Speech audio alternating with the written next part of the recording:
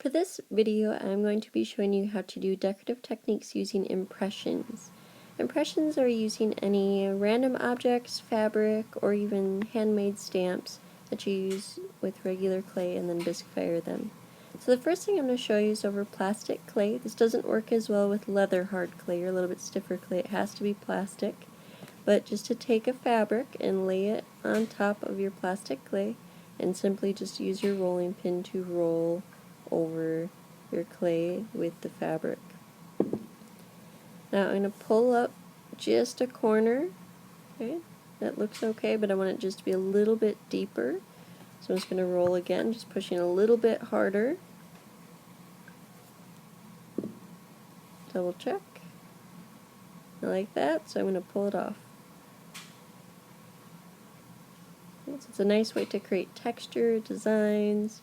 It's a really fun, interesting surface area that you could take care of just using impressions.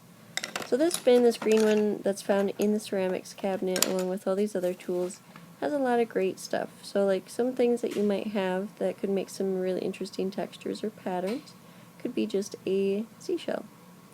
So that could be just one seashell, that could be multiples, you could overlap them, you could lay them in a sequence and have them wrap around a piece. Lots of different options. Another one is just this little tube here. This is holding an X-Acto knife. And I'm just going to pop some circles in there. Nice, very nice little circles. You can overlap them so they intertwine. So that could create a cool design wrapping around a piece. Really just play with any object. You can have lots of fun. Rings, jewelry, anything you just find laying around. Okay, these are just some homemade bisqueware stamps that I use just bamboo tools, needle tools to create some designs just into this little handheld piece. There's numbers on it, and there's numbers also on the little example and the tile that's inside the box. There's a small one and a big one. But just by overlapping and repeating them, you get some really interesting textures. Maybe you want to create a pattern, so I'm going to alternate this old pen tube as well as one of the bisqueware stamps that I have. And that could make an interesting kind of V shape and circle alternating.